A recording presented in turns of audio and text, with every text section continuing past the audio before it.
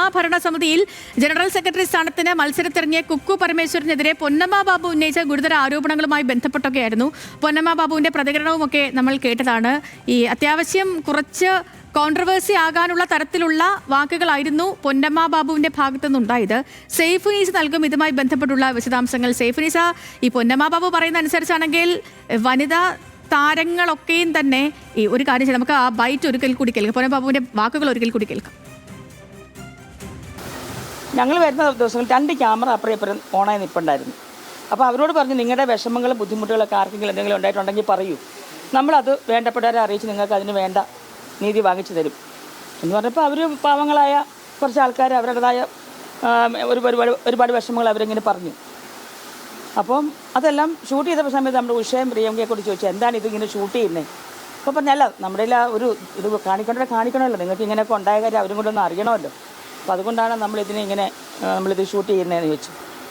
അപ്പോൾ അതവിടെ വെച്ച് നമ്മൾ ആ കൂട്ടായ്മ നടന്നുമില്ല, പിന്നെ അതങ്ങ് വീഡിയോ ചെയ്ത് അങ്ങ് പോയി.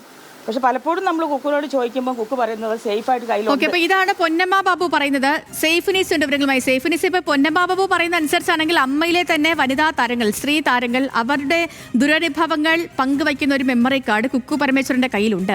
പക്ഷേ ഈ മെമ്മറി കാർഡ് കുക്കു പരമേശ്വരൻ ഹേമ കമ്മിറ്റിക്ക് കൈമാറിയില്ല. ഈ മെമ്മറി കാർഡ് ദുരുപയോഗം ചെയ്തു എന്ന കാര്യത്തിൽ ആശങ്കയുണ്ടെന്ന് പൊന്നമ്മ ബാബു പറഞ്ഞാൽ അത് ഗുരുതരമല്ലേ? എന്താണ് അമ്മയിൽ നടക്കുന്നത്? എങ്ങനെയാണ് പൊന്നമ്മ ബാബുവിന്റെ വാക്കുകൾ?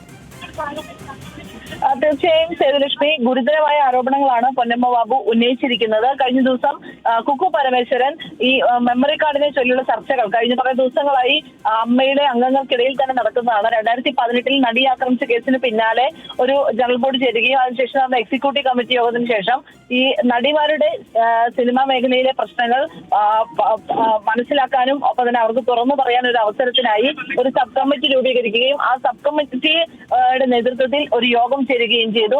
ഈ സബ് കമ്മിറ്റിക്ക് നേതൃത്വം നൽകിയത് പൊന്നമ്മ ബാബുവും KPSC ലളിതയും മഞ്ജു പിള്ളയുമായിരുന്നു.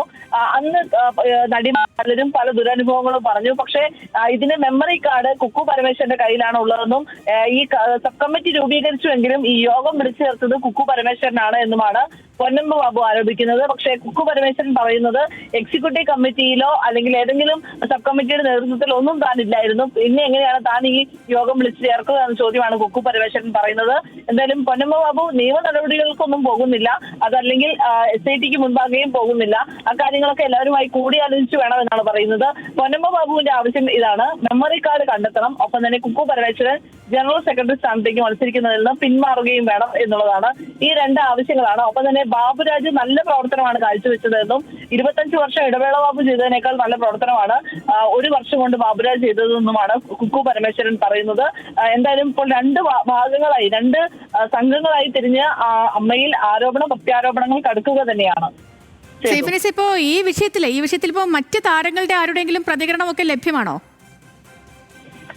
പല നടിമാരും ഇവരുടെ വാട്സപ്പ് ഗ്രൂപ്പുകളിൽ ഈ മെമ്മറി കാർഡ് എവിടെ എന്ന് ചോദിക്കുന്നുണ്ട്. കാരണം ഈ നടിമാർ പലരും, അതായത് ഈ ദുരനുഭവങ്ങൾ തുറന്നു പറഞ്ഞ നടിമാർ പലരും ഈ മെമ്മറി കാർഡ് എവിടെയെന്നും ഈ വീഡിയോ എവിടെയെന്നും ചോദിക്കുന്നുണ്ട്. പക്ഷേ ഈ മെമ്മറി കാർഡ് കാണാതെ പോയി എന്നൊരു ന്യായീകരണമാണ് ഈ കമ്മിറ്റിയുമായി ബന്ധപ്പെട്ട ആളുകൾ പറയുന്നത്.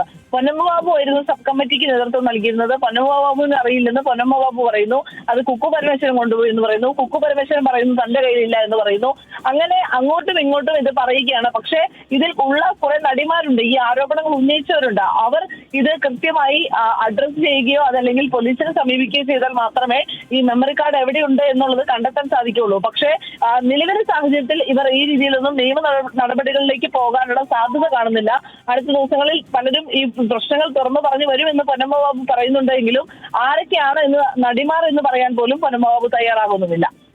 ഇപ്പോൾ ഈ തിരഞ്ഞെടുപ്പൊക്കെ അടുത്തിരിക്കെ വരുന്ന ഈ പുതിയ വെളിപ്പെടുത്തൽ, അതും ഗുരുതരമായ വെളിപ്പെടുത്തലാണ്. കാരണം ഈ സ്ത്രീകൾ, വനിതാ താരങ്ങൾ അവരുടെ ദുരനുഭവങ്ങളൊക്കെയും പങ്കുവയ്ക്കുന്ന വീഡിയോ അത് കൈവശമുണ്ടെങ്കിൽ ആ മെമ്മറി കാർഡ് ഹാജരാക്കിയില്ല എങ്കിൽ അത് എവിടെ പോയി എന്നുള്ളതൊരു വലിയ ചോദ്യമാണ്. അപ്പോൾ ഈ തിരഞ്ഞെടുപ്പ് അടുത്തിരിക്കെ ഇത് വീണ്ടും സജീവ ചർച്ചയാകില്ലേ സേഫ്നിസ?